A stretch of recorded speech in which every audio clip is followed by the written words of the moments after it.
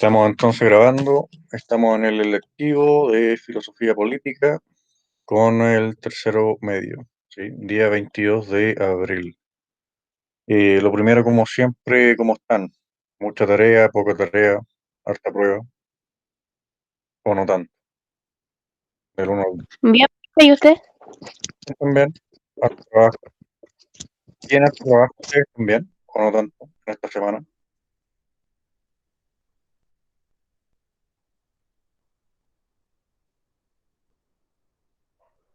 ¿Tienen mucha prueba, mucho que entregar, o no? Yo encuentro que esta semana no tanto, a mi parecer. Esto es perfecto. Oye, ¿ya han estado estresados esta última semana, o no tanto tampoco?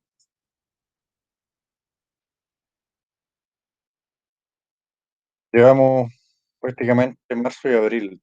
¿Cuál ha sido como el nivel de estrés, digamos, de exigencia que sienten ustedes? ¿Ha sido muy pesado? ¿No ha sido tanto? ¿Término medio?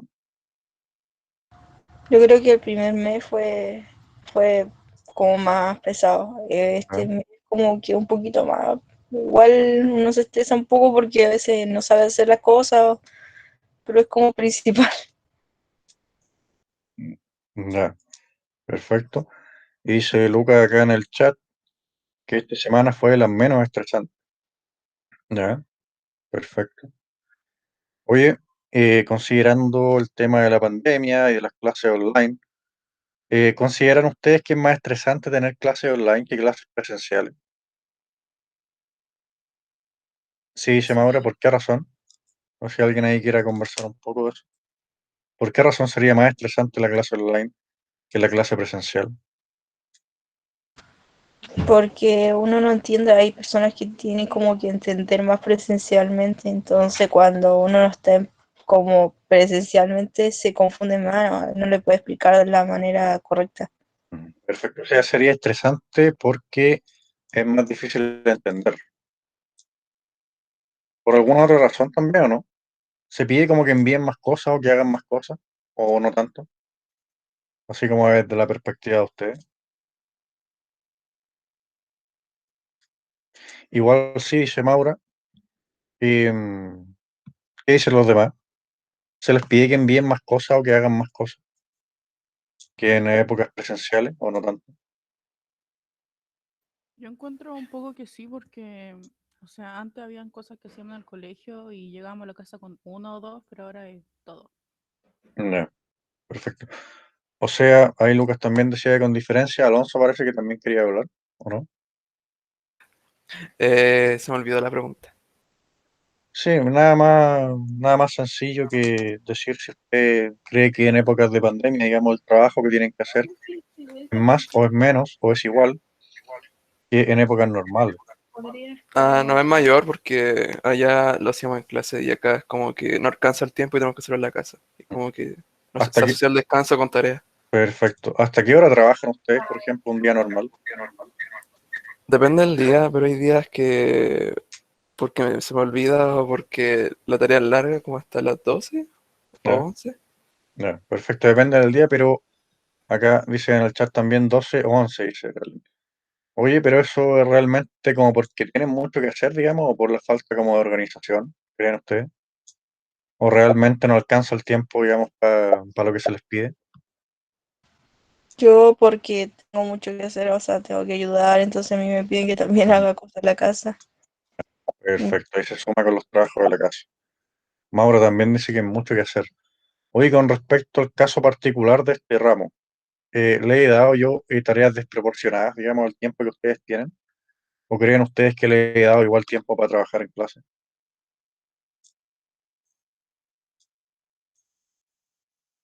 Yo creo que está bien. Está bien, dice Maura, Constanza, perdón, y Aline. No, yo encuentro que está bien perfecto. Claro, yo igual encuentro, ¿no?, que he dedicado clases completas, ¿no?, a tener tiempo, digamos, para que ustedes puedan avanzar, ¿no? Ahora lo digo por lo de los trabajos, ¿no? Los trabajos ya los tengo revisados. Claro, ahí dice también Lucas. Aparte en la misma clase nos da tiempo para hacer el trabajo ya perfecto. Vamos a seguir haciendo eso también en el futuro, de que tengan tiempo durante las clases. que no tengan que hacerlo después. Ahora, claro, el que no trabaja en clase va a tener que trabajar sí o sí en la casa. Está más o menos claro. Eso ya sería una elección libre, ¿no? Y personal de cada uno. Ahora, digo esto por los trabajos. Digamos. Me llegaron 14 trabajos, ¿sí? Y ustedes son obviamente más de 14, ¿no? Entonces no sé si me quieran decir ahí, o después me mandan un correo, no sé, qué pasó ahí los que no enviaron. Ahora yo sé que hay algunos casos especiales que tienen permiso, ¿no? del psicólogo, o etcétera, etcétera. Yo estoy informado de situaciones especiales. En ese caso, obviamente, van a tener la posibilidad de entregar a sus compañeros o compañeras, ¿no? Pero en el caso de los que no avisaron nada, digamos, simplemente no mandaron, ¿tienen algo que decir, algo que quieran decir, digamos, públicamente? O después nos arreglamos en privado. Bien. Tengo yo las notas, los trabajos los tengo revisados. Ahora, una cosa en esta época es revisar trabajos y otra cosa muy diferente es enviar los trabajos, ¿no? Para que me entiendan, les voy a mostrar acá este es el correo del curso, no el correo mío, ¿no? Este es el correo del electivo, ¿no? No tengo los trabajos acá. Entonces acá, cuando yo recibo trabajo, y obviamente supongamos a ver que esto es un trabajo, ¿no? En realidad son los videos de las clases. Entonces yo tengo que abrir esto, tengo que esperar que se abra este asunto, tengo acá que ver, tengo acá que responder, digamos, entonces yo le respondo que ha recibido. Después yo tengo que descargar el archivo, ¿sí? Para hacerle anotaciones, lo pongo en una carpeta con su nombre, después lo reviso, ¿sí? Y eso es lo que ya tengo hecho. Pero ahora el paso siguiente es enviar esos 14 trabajos de vuelta, ya, ¿sí?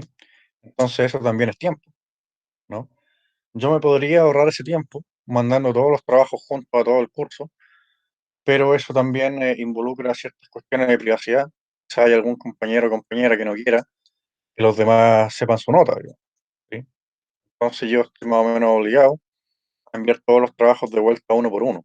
Eso también es tiempo, ¿ya? Entonces durante el día de hoy, Profe, ¿sí? Isidora, tómese su tiempo, le damos todo el tiempo en clase. ¿cómo? A revisar los trabajos. ¿Cómo no entiendo? Nada, ya fue. Ah, que yo revise el trabajo, digamos, cuando ustedes estén trabajando en clase o algo así. ¿Mm? Imposible, porque o hago una o hago otra, digamos. Ahora, claro, podría usar ese tiempo, pero no corresponde, digamos. Hay tiempos para hacer clase y tiempos para revisar trabajo. Pero Mm. ese no es el problema. El asunto es que ya los tengo revisados. Ya los revisé, ya tengo las notas. Lo que falta es enviárselos, ¿sí? Entonces, durante el día de hoy, van a ustedes a recibir sus trabajos calificados, ¿ya? Durante el día. ¿Sí? Las notas estuvieron relativamente bien. No hay rojo, digamos, ni nada de eso. Hay muchos 6, hay un par de 5, hay un par de 4. Y también hubo una situación con dos trabajos que son iguales, ¿ya? Hay una situación de plagio de trabajos, donde son una copia exacta de dos trabajos, ¿ya?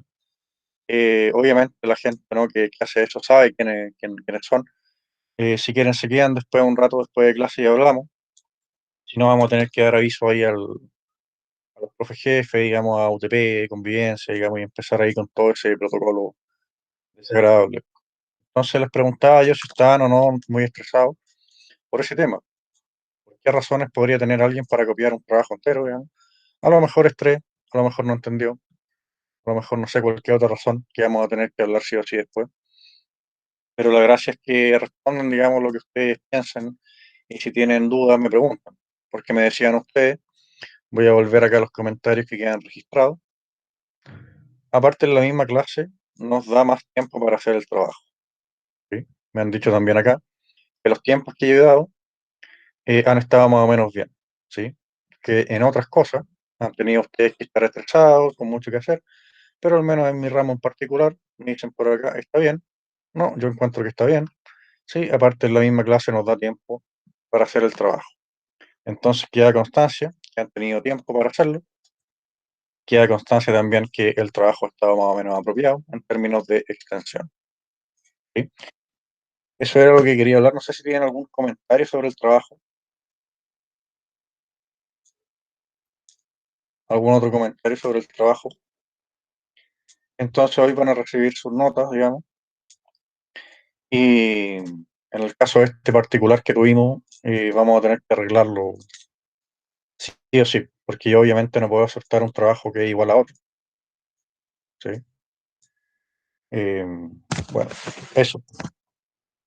Vamos entonces, empecemos ahora sí con el tema de la clase. Empezamos 9:50, tenemos hasta las 10:50, ¿no? O sea, nos quedarían 48 minutos, creo, si es que no me falla ahí la matemática. Vamos entonces con lo que hicimos nosotros la clase anterior. Nosotros ya habíamos matado la primera unidad con el primer trabajo de Hobbes, y entonces hacíamos esta introducción a la unidad 2, que se llama Concepciones del ser humano y la sociedad en que queremos vivir. Vamos a hacer entonces de nuevo un repaso sobre el objetivo, ¿ya? ¿Sí? Y dice, examinar críticamente textos de la tradición filosófica que expresen diversas perspectivas sobre la justicia, la libertad, la responsabilidad, la igualdad y la felicidad, considerando cómo estos conceptos se relacionan con diversas visiones del ser humano, la ética y la política. O sea, básicamente estudiar un poco de ética y filosofía política, con relación a estos conceptos principales que aparecen acá, ¿sí? Sobre todo la libertad y la igualdad, ¿ya? ¿No aparece acá la justicia? Sí, también. También lo vamos a destacar, el concepto de justicia. Entonces, si ustedes se fijan, aparece más o menos lo mismo que en el objetivo anterior. Nos dice acá el objetivo que nosotros tenemos que examinar críticamente textos de la tradición filosófica, ¿sí? En el objetivo anterior aparecía más o menos lo mismo, y nosotros examinábamos el Leviatán de Hobbes, ¿sí? Ahora nos toca hacer esto mismo, cumplir este mismo objetivo, pero lo vamos a hacer con el segundo tratado sobre el gobierno civil de John Locke, ¿ya? Esto que tenemos acá. Entonces, de nuevo, antes de que me pregunten, el link para descargar o leer el texto aparece en su plan de trabajo. Pero si ustedes buscan acá, segundo tratado, Locke, PDF, los va a llevar a esta página, que es la misma que les puse yo en el link que aparece en el plan de trabajo, ¿ya? Entonces se las voy a copiar y de nuevo se los voy a pegar en el chat. Si alguien tiene algún problema para leer el libro, o si alguien tiene algún problema, digamos, de internet o de tecnológico, digamos, que no pueda leer o descargar este libro completo, me avisan, ¿ya? Entonces yo puedo cortar los capítulos y mandárselos, no sé, a su propio jefe, que se los mande por WhatsApp o alguna cosa así, ¿ya? O también puedo incluir la cita en el PowerPoint. Ahora, eso a mí me toma más tiempo, digamos, incluir la cita acá. Toma tiempo hacer este tipo de cosas. Entonces ustedes me dicen, ¿han tenido ustedes problemas con los libros para leer los libros o ningún problema? ¿Han podido ustedes descargar el libro de Hobbes o este libro o han tenido problemas para hacer eso? Ninguno dice por ahí, Lucas. Si alguien tiene algún problema con eso, es importante que me digan, ¿ya? Ahí no tiene problemas tampoco, Aline. Así yo se los puedo mandar, no sé, podemos buscar otra fórmula, ¿ya? Pero no se queden ahí em, con esos problemas, digamos. Porque si ustedes no pueden descargarlo por alguna razón, no es problema suyo, ¿ya? Pero yo tengo que saberlo primero para ver si pueden o no pueden. Les recomiendo que...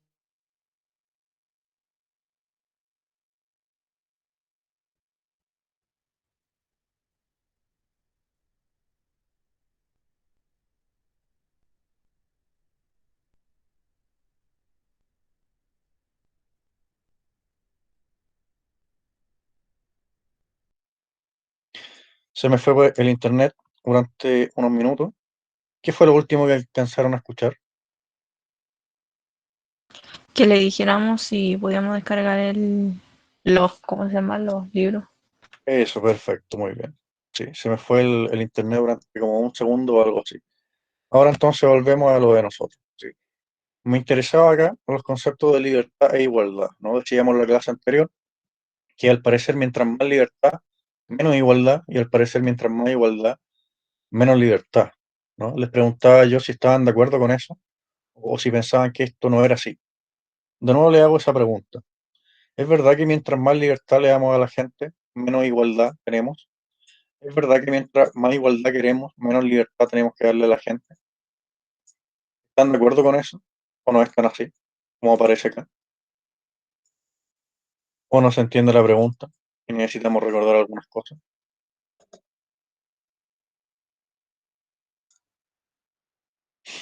Ya, perfecto. Teníamos también nosotros que íbamos a tener también algunos conceptos fundamentales para entrar a leer de nuevo al autor que vamos a leer en esta etapa, que va a ser John Locke. Teníamos el concepto de contractualismo, absolutismo, liberalismo. Teníamos el tema de John Locke contra el convencionalismo moral. Y teníamos las diferencias en el estado de naturaleza de Hobbes versus Locke. ¿Ya? Yo me fijé en los trabajos que tuvieron mucho problema con este concepto de convencionalismo moral que revisamos en clase, ¿no? Cuando les preguntaba lo que era el convencionalismo moral, muchas veces aparecía una cita de algo que sacaron de internet. O sea, se notaba, digamos, que ahí no había como trabajo personal en el desarrollo de la idea, sino que parafrasearon sin citar una definición que encontraron en internet. Entonces recordemos esta idea de convencionalismo moral, es simplemente la idea de que los conceptos morales como bueno, malo, justo, injusto, no existen en la realidad, no son conceptos objetivos, ¿ya? Sino que son acuerdos o convenciones, y nada más que eso. La idea principal del convencionalismo moral es que los conceptos morales como bueno, malo, justo e injusto no son cosas reales, como las piedras, por ejemplo. No existen verdaderamente, sino que más bien son inventos, son convenciones, ¿sí? Lo bueno y lo malo no son buenos y malos objetivamente, sino que solo dependen de un conjunto de reglas que nosotros acordamos o que inventamos, ¿sí? Resumido, convencionalismo moral es la idea de que la moral objetivamente no existe, ¿sí? Que es todo un invento, digamos, ¿sí? Que en la naturaleza, por decirlo así, no existe ninguna moral objetiva, ¿sí? John Locke está en contra de esta idea. Para el tipo sí va a existir una moral objetiva. Ya vamos a ver por qué. Entonces teníamos también otro concepto que tenían ustedes que investigar en el trabajo, que era el concepto de contractualismo, ¿ya? Una teoría contractualista en filosofía política es cualquier teoría que dice que el poder político del gobernante, digamos, o del soberano, en palabras de Hobbes, el poder político del soberano se deriva a partir de un contrato entre los ciudadanos o individuos, ¿sí? En donde se ceden derechos al soberano, ¿sí? Ahora, el asunto del pacto puede ser diferente dependiendo del autor, ¿sí? En el caso de Hobbes, el soberano no entra en el pacto. En el caso de Locke, el soberano sí es parte del pacto. Por eso mismo se lo puede acusar, ¿no? Pero la idea básica del contractualismo es que el poder político surge a partir de un contrato, ¿sí? Y un contrato es una transferencia de derechos, ¿sí? No es nada más que eso el contractualismo, ¿ya? El autor que vamos a estudiar ahora también es un contractualista, como existen muchos otros, ¿ya? Teníamos también que cualquier teoría contractualista, como explicación de la legitimidad o el origen del poder, se opone a una teoría eh, divina del poder de los reyes, por ejemplo, o del poder de cualquiera que sea el gobernante, ¿no? Decíamos nosotros que antiguamente se pensaba, no irónicamente, algunos lo pensaban realmente en serio, digamos, y defendían esta idea con argumentos, etcétera, etcétera, de que el poder de los reyes venía de una u otra manera de Dios, ¿ya? Tenemos acá, creo que una pintura de algún papa o algo así, o algún tipo de la iglesia, coronando a un rey, ¿sí? Una representación más o menos de cómo el poder político se legitima, digamos, a partir de poderes divinos, digamos, representado acá en esta figura al parecer de un papa o de algún tipo de cura. Entonces un contractualismo, o el contractualismo en general, o cualquier contractualista, estaría en contra de esto, de que el poder surge por origen divino. ¿Por qué? Porque para los contractualistas el asunto es al revés. Como el poder se legitima, se origina a partir de un contrato, ¿sí? El poder en realidad no surge desde el cielo a la tierra, digamos. El poder no surge desde arriba hacia abajo, sino que más bien el poder se legitima y surge desde abajo hacia arriba, ¿sí?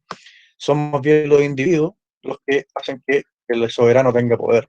Recordemos acá la imagen esta del Leviatán de Hobbes, en donde el cuerpo del soberano estaba compuesto, ¿no?, por los derechos, ¿no? De todos los individuos, digamos, de todos los ciudadanos, ¿sí? El poder se compone o se forma a partir de, por así decirlo, estos poderes pequeños, que son los derechos que entregan los ciudadanos o los individuos, ¿sí? Parece esto como una imagen del anime ese de los titanes, de Shingeki. Se ve como una especie de titán. Entonces, por esa razón, el contractualismo se opone a la idea de la teoría del origen divino, del poder de los reyes. Eso también tiene que quedar muy claro. Teníamos también este otro concepto que era el absolutismo, ¿sí?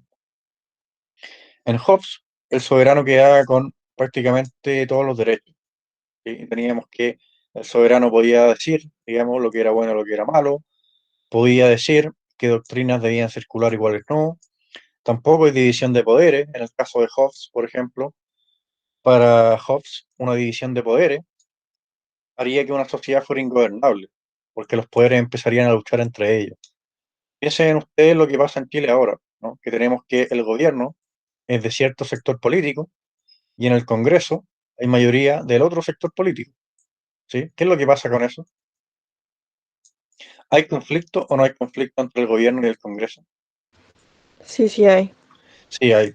Eh, el presidente, por ejemplo, y su sector político pueden gobernar tranquilos y el Congreso es del sector político opuesto. No, no se puede gobernar tranquilo de esa manera. Siempre hay peleas, digamos, etcétera, etcétera. Bueno, Hobbes tendría eso en cuenta para decir que el poder tiene que ser absoluto y unitario, digamos. El poder no se puede dividir, o si no las partes van a empezar a pelear, ¿no? Eso nosotros lo podemos ver acá en Chile, por ejemplo, el gobierno peleando con el Congreso, ¿no? Y en algunos países es peor, porque las partes son más. Por ejemplo, en Perú, ¿sí? En Perú están eligiendo candidatos como con el 11%. Hay tantos sectores políticos que, digamos, hay puro conflicto, ¿sí? Más o menos en eso pensaba Hobbes. Si el poder se divide, ¿sí? Entonces hay conflicto y no hay gobierno, por tanto no hay paz. ¿Cuál era la solución de los absolutistas? Que el poder fuera indivisible, ¿no? Ese es el caso de Hobbes. Ahora, ¿les parece a ustedes que el poder debería ser indivisible? ¿O está bien que el poder sea múltiple y esté dividido? ¿Qué les parece eso a ustedes? ¿Es bueno que el poder esté dividido? ¿O sería mejor, como dice Hobbes y los absolutistas, que el poder sea uno solo e indivisible? ¿Qué piensan ustedes sobre eso? Una Yo pregunta encuentro que general. está bien ¿Está bien qué cosa? que el Desarrolla ahí poder la esté respuesta. dividido, Perfecto, porque, por razón.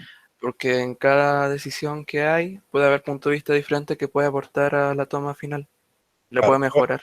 claro, perfecto. Pueden haber contrapesos, ¿no? Entre los distintos poderes.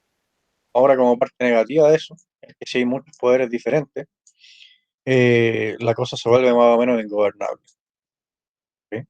O sea, no habría paz. Entonces, tenemos acá unos recordatorios sobre el absolutismo. El soberano tiene derechos casi absolutos, por eso se llama absolutismo. No hay división de poderes, el soberano determina lo que es bueno y lo que es malo, ¿sí? Entramos acá al concepto también de liberalismo, que se opone al absolutismo. Ustedes buscan una definición de liberalismo, les va a aparecer esto, así como en la primera búsqueda de Google. Doctrina política, económica y social, nacida a finales del siglo XVIII, que defiende la libertad del individuo y una intervención mínima del Estado en la vida social y económica. O sea, acá teníamos que en el absolutismo, el Estado, digamos, interviene, prácticamente decide sobre todos los aspectos de la vida del individuo. Tenemos que para el liberalismo se busca una intervención mínima del Estado en la vida de los individuos, digamos, ¿sí? ¿Cuál le gusta más a usted, así como en términos muy generales? ¿El Estado debería meterse en absolutamente casi todas las cosas de la vida de los individuos? ¿O el Estado debería ser mínimo? ¿Debería meterse mínimamente en la vida de los individuos?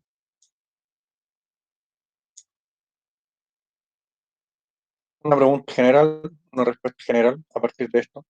¿De qué manera se podría meter ¿Sí? el Estado así? ¿Ya? Por ejemplo, antes teníamos nosotros que el soberano, digamos, los reyes, le decían a la gente, usted no puede comerciar, usted usted tiene prohibido el comercio, solamente pueden comerciar los nobles, ¿sí? O sea, no me estarían dejando hacer con mis cosas lo que yo quiero hacer. También tenemos nosotros que un Estado puede cobrar impuestos, ¿sí? Desde época muy clásica y sobre todo en Inglaterra, los ingleses han tenido siempre problemas con los impuestos. A los ingleses nunca nunca les ha gustado mucho que el gobierno o el Estado o la monarquía cobren impuestos. Entonces, cuando el Estado cobra impuestos, significa eso que no te están dejando hacer lo que tú quieres hacer con tu dinero, porque te lo están cobrando, digamos. Te están sacando una parte de tus ganancias, ¿sí? Entonces el liberalismo, de origen inglés, digamos, va a decir, no, yo tengo que tener libertad para hacer con mi dinero y con mis cosas lo que yo quiera. El Estado no se puede meter con mi propiedad, ¿sí? Acá, en el Estado absolutista, si el Estado, digamos, o si el soberano quiere hacer algo con tu propiedad, te la puede quitar, ¿no? Con impuestos, digamos, ¿sí? A eso se refiere eso, ¿sí? No sé, ¿qué les parece a ustedes, digamos? ¿El Estado debería meterse mucho o debería meterse poco? ¿Deberíamos tener un Estado grande o deberíamos tener el Estado más pequeño posible? Algunas opiniones generales, o no sé si se entendió el comentario o la explicación que di. Creo que entonces sería como que no me gustaría que el gobierno estuviera metido siempre en mi vida, pero creo que me gustaría tener también libertad, ¿Ya? aunque también no sé cómo afectaría, si de buena manera o de mala forma. Ah, ya, perfecto, claro. O Por sea, ejemplo, un liberal, por ejemplo, los liberales actuales, los liberales más coherentes, digamos, con el liberalismo, eh, proponen, por ejemplo, la legalización de todas las drogas.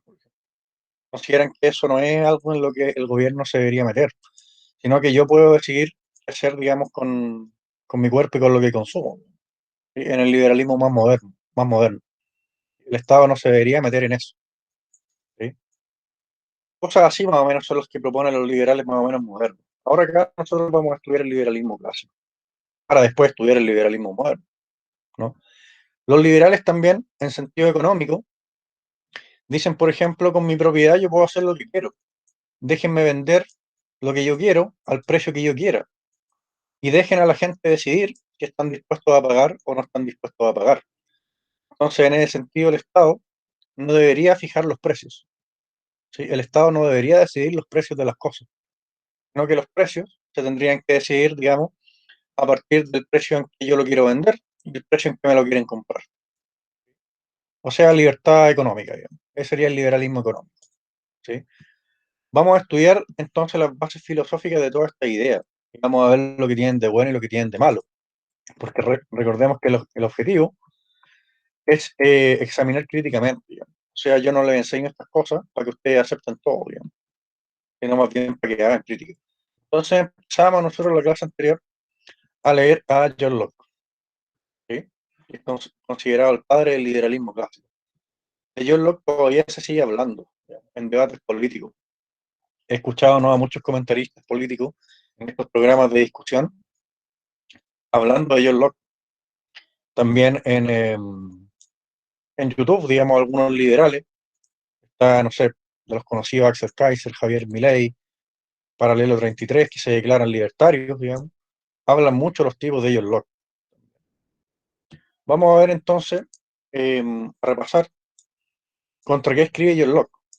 Primero, el absolutismo de Hobbes. Para los liberales va a ser primordial la libertad del individuo. O sea, van a encontrar peligroso que el Estado o el soberano tenga poder absoluto. Restricciones al comercio e impuestos. Van a decir, oye, es moralmente aceptable que yo con mis cosas haga lo que yo quiera, ¿sí? El convencionalismo moral, también, le explicamos más o menos esa idea. Para John Locke van a existir en estado de naturaleza valores morales objetivos.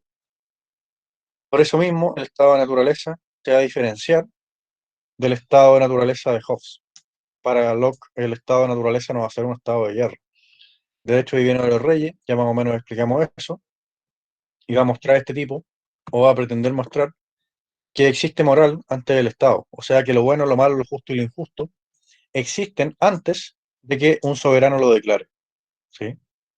Por tanto, el soberano también va a quedar limitado por estos conceptos morales, digamos, o por estas reglas morales.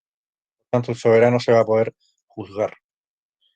Va a tratar de mostrar que la propiedad es un derecho natural y que un soberano con derecho absoluto es inmoral e innecesario, ¿ya? Eso era más o menos lo que veíamos nosotros en la clase anterior. Se me pegó acá un poco el asunto. Entonces estudiamos también nosotros por qué para John Locke la idea del derecho divino de los reyes era un absurdo. Esto salía en el segundo tratado, capítulo 1, sección 1, y veíamos nosotros también el asunto en contra del convencionalismo moral, que aparecía en el capítulo 2, sección 4, ¿ya? Entonces, a partir de esa lectura, vamos nosotros a empezar de nuevo a tratar ese tema del convencionalismo moral o la crítica al convencionalismo moral, ¿ya? Tenía que ver con esto. Entonces, capítulo 2, sección 4, empieza el asunto, pero en particular con la sección 5, ¿ya? Hobbes va a citar a este sujeto, lo vamos a poner acá en grande para que vamos leyendo en conjunto. Va a citar a este sujeto y aparece acá en una cita a pie de página quién era Hooker.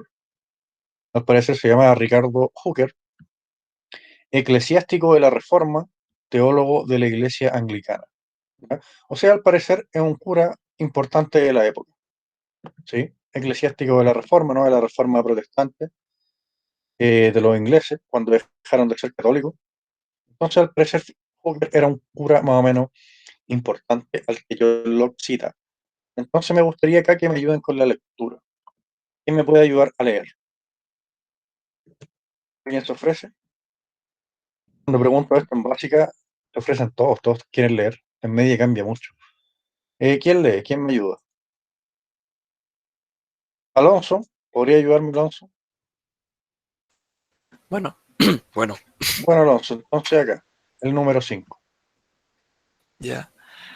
El juicioso Hooker consideraba esta igualdad natural entre los hombres como algo tan evidente en sí mismo y tan incuestionable, que hace de ello el fundamento de esa obligación que tienen los hombres de amarse mutuamente, sobre la cual basa los deberes que tenemos para con los otros y de la cual deduce las grandes máximas de la justicia y de la claridad. Sus palabras son estas. Hasta ahí, Sí. Alonso. Hasta ahí nomás. Muchas gracias, Alonso. Entonces tenemos acá que aparece nuevamente el concepto de igualdad, ¿no? De igualdad natural entre los hombres, dice acá, pero ya sabemos que cuando se dicen hombres se refieren a estos tipos a los humanos. Al parecer los humanos somos todos iguales, ¿no? Eso también aparecía en Hobbes, ¿sí? Ahora, eso para Hobbes era la razón de que existiera la guerra, ¿sí? Para Hobbes, la igualdad provocaba la guerra. ¿Se acuerdan ustedes de eso? ¿Por qué para Hobbes la igualdad provocaba la guerra? ¿Se acuerdan más o menos del argumento? Así lo que recuerden, ¿no? Da lo mismo si no es exacto. ¿Se acuerdan ustedes por qué para Hobbes la igualdad provocaba la guerra? Lo que recuerdan, sí, muy en breve. ¿Por qué para Hobbes la igualdad provocaba la guerra? Vamos, ahí llegó un... por la desconfianza ya. Perfecto. ¿Y por qué surgía desconfianza de la igualdad? Lo tratamos más o menos en la clase 1 y 2. ¿Por qué para Hobbes la igualdad natural entre todos nosotros provocaba la guerra, según él? Porque, por ejemplo, si uno va y le pegaba al otro, el otro sabía que él podía hacer lo mismo, Claro, que le podían perfecto, hacer lo mismo. perfecto, claro. Yo soy consciente, La muerte. ¿ya? Constanza, y de nuevo, no escuché. Existía el miedo de la muerte, o sea, la muerte rápida. Claro, sí. O sea, prácticamente, como todos somos tan iguales, física e intelectualmente, prácticamente cualquier humano puede matar a otro, ¿sí? Y además, como todos somos iguales físicamente, nosotros necesitamos lo mismo para mantenernos vivos. Necesitamos alimento, digamos, todos necesitamos alimento. Claro, también las oportunidades de obtener lo mismo que yo, perfecto también, Aline. Todos queremos más o menos lo mismo. Todos queremos estar abrigados en invierno, todos queremos comer cosas ricas, todos tenemos también otros deseos, no sé, sexuales, digamos. Entonces, todos queremos más o menos lo mismo, por esa igualdad natural que tenemos, igualdad biológica que tenemos. También somos iguales intelectualmente. Tanto así que un tipo con no sé, un IQ más o menos bajo, también podría ser un plan para matarme, ¿sí? En palabras de Hobbes. Prácticamente también cualquier enano, por ejemplo, podría matar al, no sé, a este tipo de la montaña, este actor de Game of Thrones, un tipo que es como, mide como 2 metros y tanto, digamos. ¿Por qué? Porque el enano podría pensar en un plan para envenenar al otro, digamos. O sea, somos tan iguales física e intelectualmente que todos queremos lo mismo y todos podemos matar al otro, digamos, ¿sí? Entonces, para Hobbes, de la igualdad surgía la guerra, ¿sí? Todos somos tan iguales que vamos a empezar a competir entre nosotros, digamos, por cosas que queremos. Fíjense acá el argumento. El juicioso Hooker considera esta igualdad natural entre los hombres como algo tan evidente, claro, somos nosotros más o menos iguales, y tan incuestionable, que hace de ello el fundamento de esa obligación que tienen los hombres de amarse mutuamente. O sea, al parecer acá, según Hooker y según Locke, a partir de la igualdad, ¿sí?, surge la obligación que tienen los humanos de amarse mutuamente. Amarse acá no en un sentido amoroso ni en un sentido sexual, sino de amarse en el sentido de preocuparse por los demás, ¿ya? Existiría una obligación, o sea, una ley, de preocuparse por los demás a partir de esta igualdad natural. Y el argumento viene acá, que es la cita de Hooker, ¿sí? ¿Quién me ayuda a leer? Para que pasemos por este punto. Ya participó Alonso. Vamos a ver acá quién más está presente.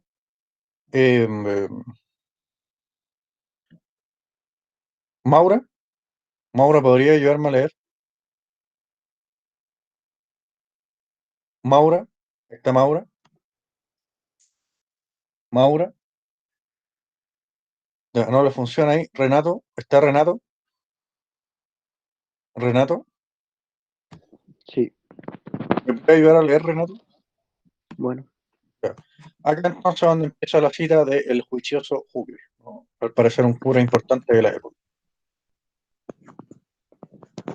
La consideración de la igualdad natural ha hecho que los hombres sepan que no es menor su saber de amar a los otros que al amarse a sí mismo, pues todas aquellas cosas que son iguales deben necesitarse eh, in- medirse de una misma manera. Si yo puedo evitar el deseo de recibir el bien de cualquier otro hombre en la medida en que este otro hombre desea, también recibo en su propia alma. ¿Cómo se puede, cómo, cómo podré esperar que sea satis-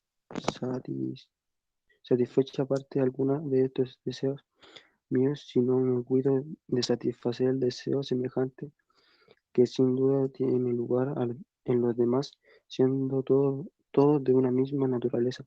Ofrece a los otros hombres algo que repugnece deseo suyo, tiene por fuerza que causar en ellos el mismo pasar en que Hasta causaría ahí. en mí. Hasta ahí nomás. Muchas gracias. ¿Ya?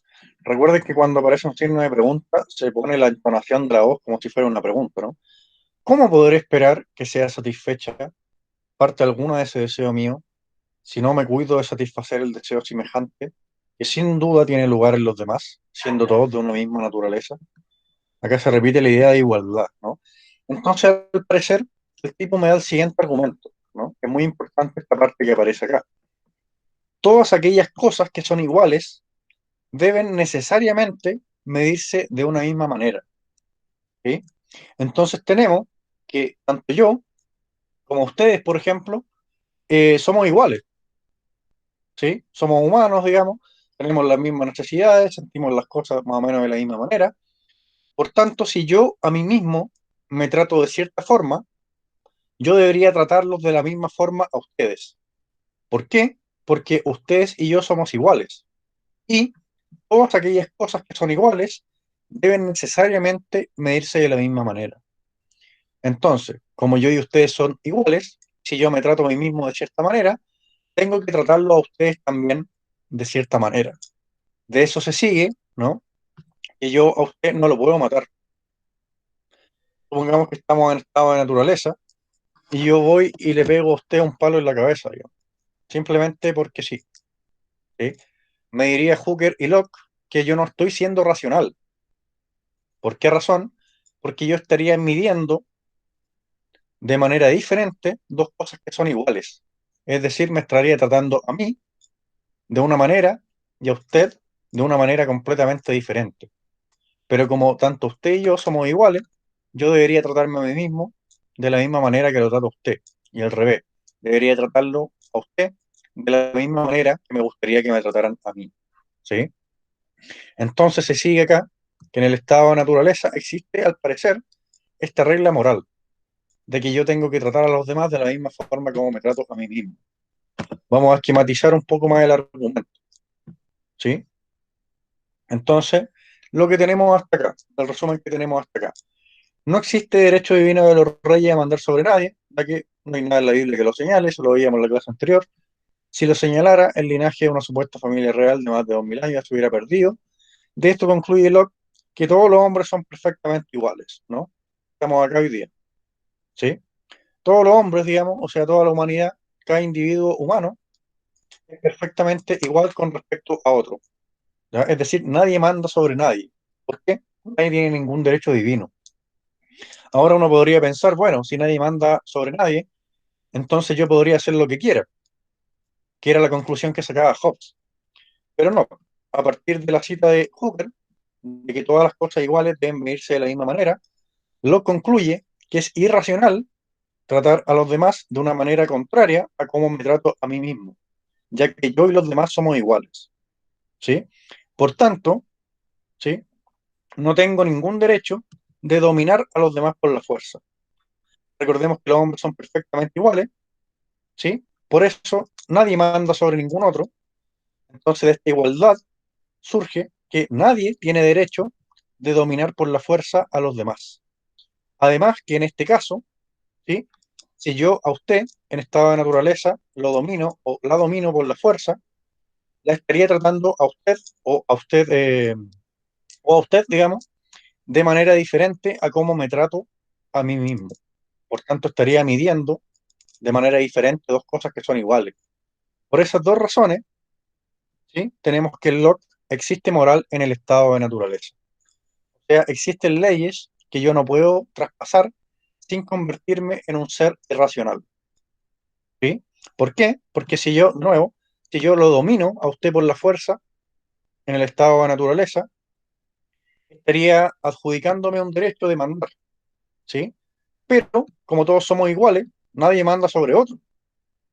¿Sí? Entonces estaría yo comportándome de manera irracional, digamos, al dominarlo a usted, porque todos somos iguales. Y a partir de esta cita, ¿no?, del cura Hooker, que dice que todas las cosas iguales deben medirse de la misma manera, si yo lo trato a usted de manera diferente de cómo me trato a usted mismo, de cómo me trato a mí mismo, o cómo me gustaría que me trataran a mí, estaría yo comportándome de manera irracional, ¿sí? Porque estaría midiendo dos cosas iguales de manera diferente. Esto último, entonces, se sigue para lo que existe moral en estado de naturaleza, ¿sí? Hay cosas en estado de naturaleza que yo no tengo derecho a hacer, ¿sí? Que es una visión totalmente contraria a la visión de Hobbes, ¿sí? Entonces, ¿se entiende más o menos el argumento de Locke o no se entiende tanto? Que es así como súper complicado, muy raro. Díganme en el comentario si entienden o no. ¿No? No hay problema si me dicen que no, simplemente le damos otra vuelta. Estamos en la primera semana, digamos, así que estamos más o menos relajados. Díganme, ¿se entiende más o menos este argumento? ¿Por qué para Locke sí existe moral en estado de naturaleza o no se entiende tanto?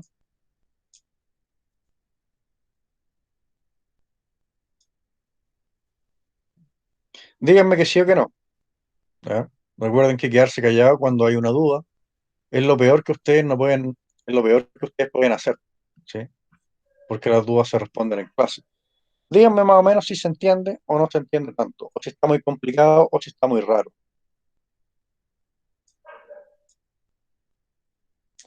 Constanza, Sofía, Renato, Alonso, Isidora, Lucas, Maura. Profe, no entendí muy bien el porqué de hay que tratar igual, o sea, no entendí eso. Ya, no entendió la razón de por qué hay que tratar bien a los demás. ¿Ya? Es por esta que aparece acá, ¿no? Locke va a argumentar a partir de dos cosas, ¿sí? Ya veíamos nosotros en la clase anterior, vamos a sacarle un poco acá el zoom, Veíamos nosotros en la clase anterior que en el primer capítulo está solamente dedicado a criticar la idea del derecho divino. ¿Sí? Eso lo veíamos en la clase anterior. Si quieren, ustedes pueden repetir esa clase. Pero es básicamente la idea que tengo acá anotada de que no existe derecho divino de los reyes. No existe derecho divino de nadie a mandar sobre ningún otro. ¿Sí? Locke se apoya acá en la Biblia. ¿Sí? Locke era más o menos cristiano, pero en realidad no le importaba mucho. Simplemente usaba la cosa cristiana para que la demás gente le creyera más, digamos, dicen algunos. ¿Ya? Entonces, al parecer en la Biblia parece que todos somos iguales. Al parecer, digamos. ¿Sí? O según Locke. Al parecer, Diosito dice que todos somos iguales. ¿Ya? Eso significa que nadie tiene derecho a mandar sobre ninguna otra persona. ¿Sí?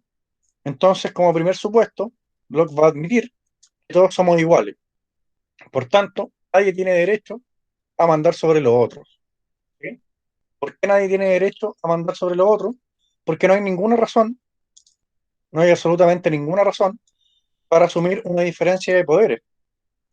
No hay ninguna razón para decir que una persona tiene que mandar y otra tiene que obedecer. ¿Por qué? Porque todos somos iguales. Si somos iguales, eso significa que nadie manda más, nadie manda menos. ¿Sí? ¿Por qué? Porque somos iguales. ¿Y por qué somos todos iguales? Bueno, porque al parecer no hay ninguna razón para decir que una clase de individuos, digamos, tiene poderes que otros no. Que es lo que pasaba con el argumento del derecho divino de los reyes, ¿no? En donde se asumía que una clase de personas o una familia de personas tenía un poder natural para mandar a los demás, ¿sí?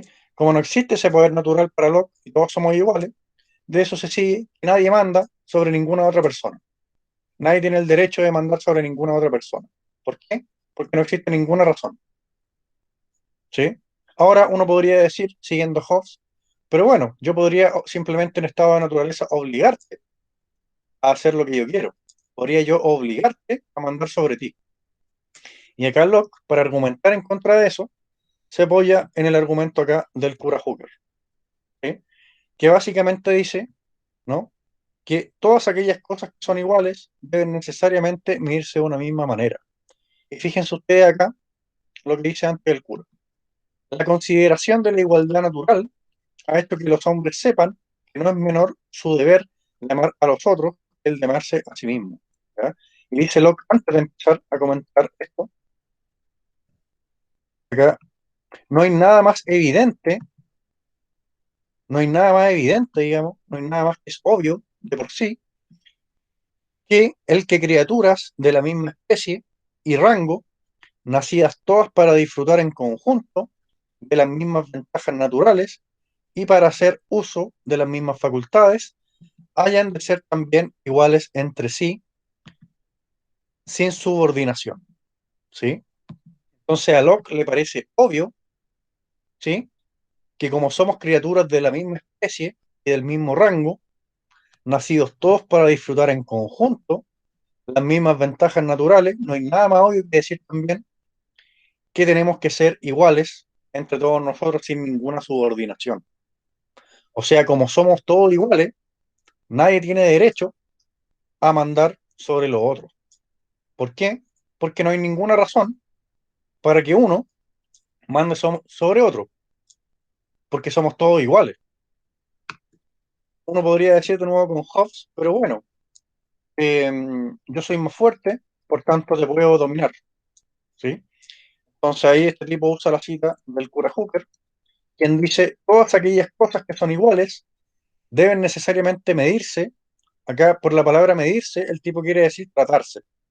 Pues todas aquellas cosas que son iguales deben necesariamente tratarse de una misma manera. Si tenemos que, por ejemplo, eh, esta letra, digamos, no voy a poder escribir acá.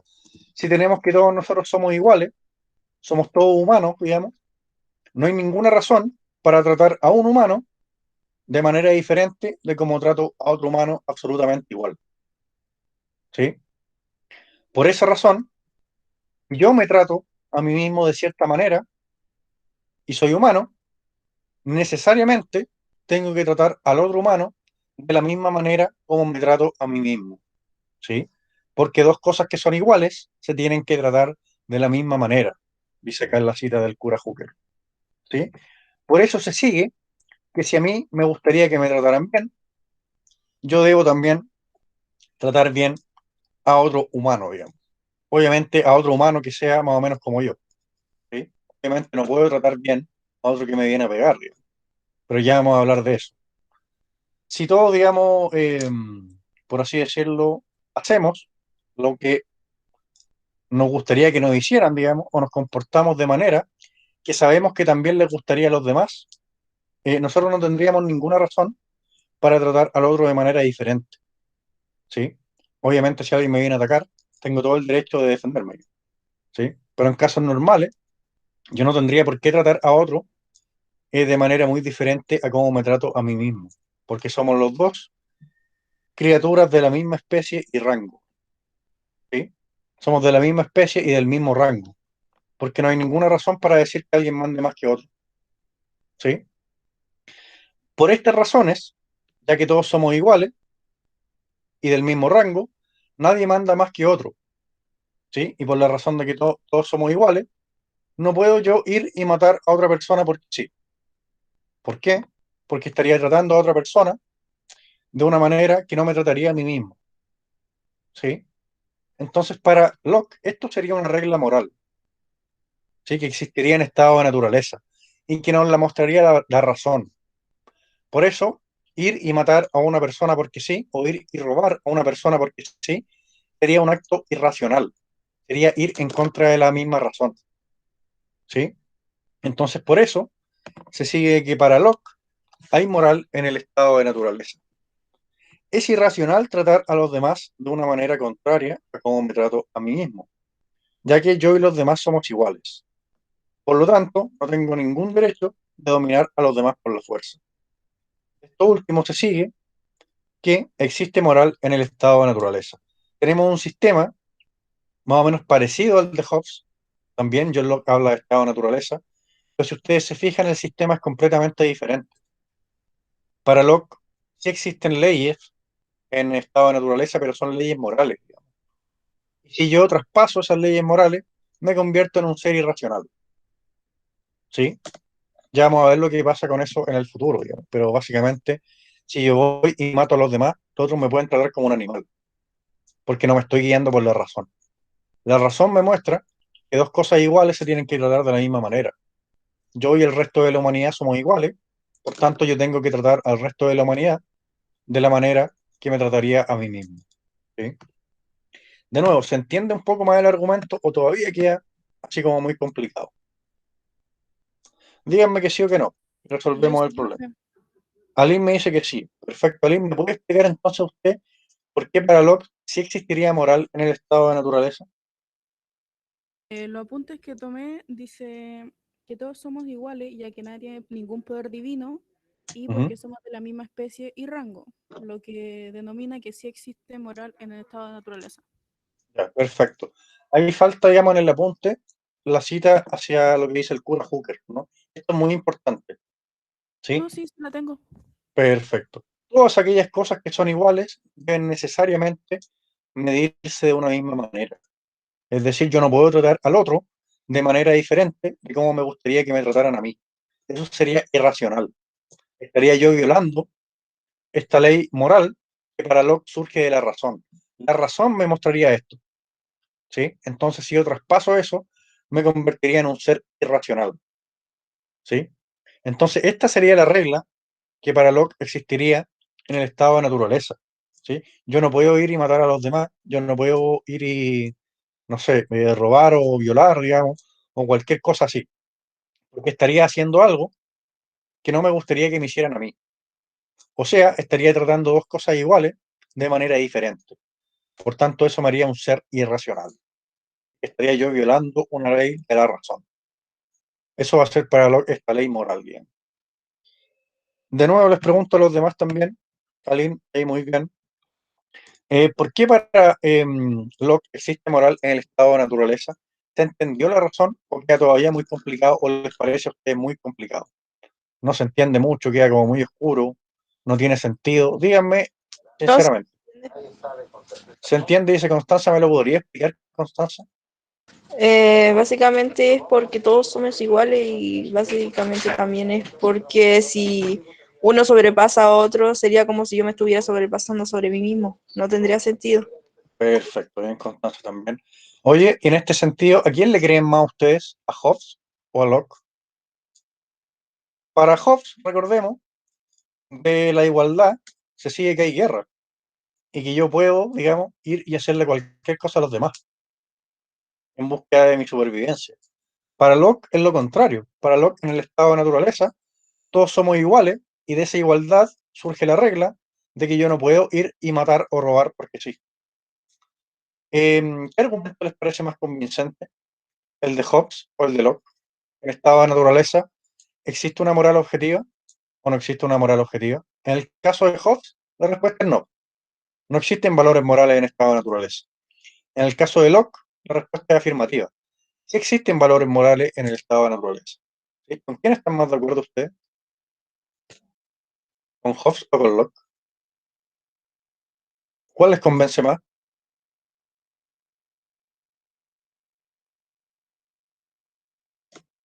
¿O no se entiende la pregunta? Díganme también si no se entiende la pregunta. Siento que, o sea, podría pasar lo que Hobbes, porque sí los humanos somos como animales, pero también podría pasar lo de Luke, porque anteriormente, como antes se decía, antes ¿cómo se llama? Las tribus ¿Ya? tenían caciques, entonces sí se podían como regir por un tipo de racionamiento. Sabían que tenían que respetarse mutuamente para vivir o convivir. Perfecto. O sea, piensen en esto quizás para buscar con quién están más de acuerdo. Si estuviéramos en estado de naturaleza ahora mismo, ¿ustedes irían a violar gente, por ejemplo? ¿O irían a matar gente? Si estuviéramos ahora mismo en estado de naturaleza. No, porque no habría necesidad de hacerlo. ¿Ya? Perfecto, no lo harían. Porque no hubiera necesidad. ¿Ya? Y si hubiera necesidad, digamos, si usted sintiera la necesidad de ir a matar, mataría. Creo que no sentiría la necesidad, pero creo que sí otros sentirían la necesidad o solamente por diversión. Entonces yo también tendría que defenderme porque Claro. estaría Sí, a sí, la defensiva y sí. cualquier persona me podría venir a matar a mí. Perfecto. En eso se parecen Hobbes y Locke. Ya lo vamos a ver después, vamos a estudiar esto más o menos a detalle. Pero para Locke también, si alguien viola la ley esta natural que me prohíbe sobrepasar esta ley racional de tratar bien a los demás, yo también puedo castigarlo.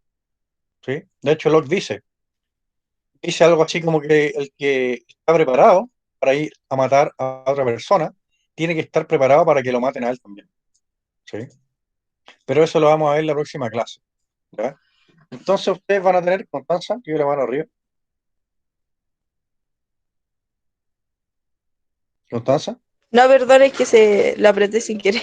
ya, perfecto. Nos queda solamente un minuto. Entonces voy a asignar una pequeña tarea, ¿ya? Que va a ser simplemente, a ver, busquemos acá en el libro,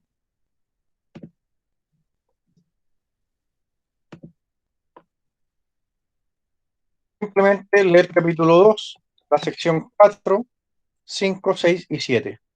Nada más. Son pocas páginas.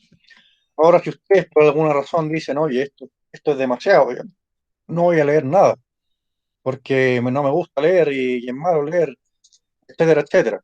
Si ustedes no quieren hacer eso, simplemente piensen en qué cosas no entendieron de esta clase y me traen las preguntas a la clase siguiente. ¿Ya? O sea, esta semana ustedes tampoco quedarían con tarea, ya para que estén más o menos relajados, para que estudien para sus pruebas, digamos. Simplemente la tarea va a ser leer estas secciones que les dije, capítulo 2, 4, 5, 6 y 7, ¿ya? Si creen que eso es mucho, simplemente pensar en lo que no entendieron. Pueden pensar también y reflexionar sobre a quién le creen más, a Hobbes o a Locke. Nada más que eso, ¿ya? Entonces voy a sacar capturas de la lista y les doy el pase para que se puedan ir, ¿ya? Vamos a sacar algunas capturas de la lista, ver quién estuvo y quién no, ¿ya? Menciono de nuevo el tema de la copia en los trabajos. Si alguien se quiere quedar, digamos, a darme explicaciones para no llevar esto a instancias superiores, se puede quedar ahora, ¿ya? La sección, acá salen de nuevo las secciones, capítulo 2, sección 4, 5, 6, 7, ¿ya? Nada más. Son solamente 4 páginas, ¿ya? Entonces, si alguien está consciente que hizo trampa en el trabajo, se puede quedar a hablar, los demás se pueden ir, ¿ya? Voy a dejar de grabar acá, vamos a dejar de grabar, los demás se pueden retirar, que estén muy bien. Ya, profe.